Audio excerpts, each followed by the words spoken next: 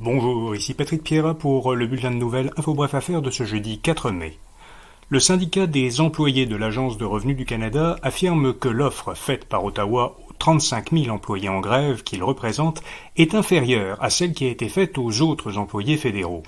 Contrairement aux employés de l'ARC, la plupart des fonctionnaires fédéraux sont retournés au travail depuis qu'une entente de principe a été conclue avec le gouvernement en début de semaine.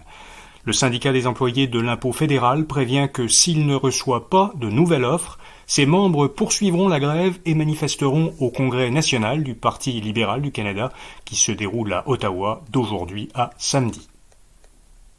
Dans la plus récente édition d'une étude annuelle, l'Institut de recherche et d'information socio-économique, l'IRIS, qui se définit comme progressiste, met à jour son estimation de ce qu'est le revenu minimum viable pour avoir, selon l'IRIS, un niveau de vie digne et sans pauvreté. Le revenu qu'il juge viable varie selon les réalités économiques des différentes régions. Le minimum avant impôt pour une seule personne est compris entre 27 000 $ à Saguenay, celle des 7 villes étudiées où le coût de la vie est le plus bas, et 37 800 $ à Sept-Îles, celle où il est le plus haut. Ce coût de la vie est de 32 250 $ à Montréal, ce qui correspond à un emploi de 35 heures par semaine, payé 20 $ de l'heure.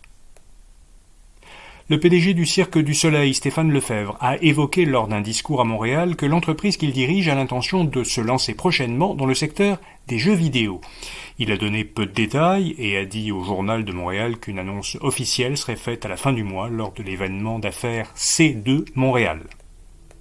La Réserve fédérale américaine a augmenté son principal taux directeur de 0,25%.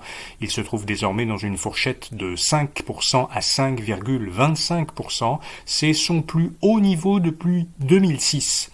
Plusieurs analystes s'attendent à ce que la Fed, après avoir haussé son taux 10 fois consécutives, le garde maintenant à un niveau stable pour un certain temps. La Fed ne compte pas baisser ses taux cette année parce qu'elle s'attend à ce que l'inflation ne diminue pas rapidement. Et puis Google lance une technologie pour remplacer les mots de passe. Les utilisateurs des applications de Google peuvent désormais se connecter à leur compte au moyen d'une procédure d'authentification sans mot de passe. La procédure est appelée Passkey pour clé d'accès. Elle permet à l'utilisateur de s'authentifier avec des identifiants tels que son empreinte digitale ou la reconnaissance faciale. Ce système arrive un an après que Google, Apple et Microsoft ont annoncé qu'ils développaient ensemble un système pour authentifier leurs utilisateurs à partir de leur téléphone intelligent. Voilà, vous savez l'essentiel. À demain matin pour un prochain bulletin de nouvelles infos bref affaires. Bonne journée.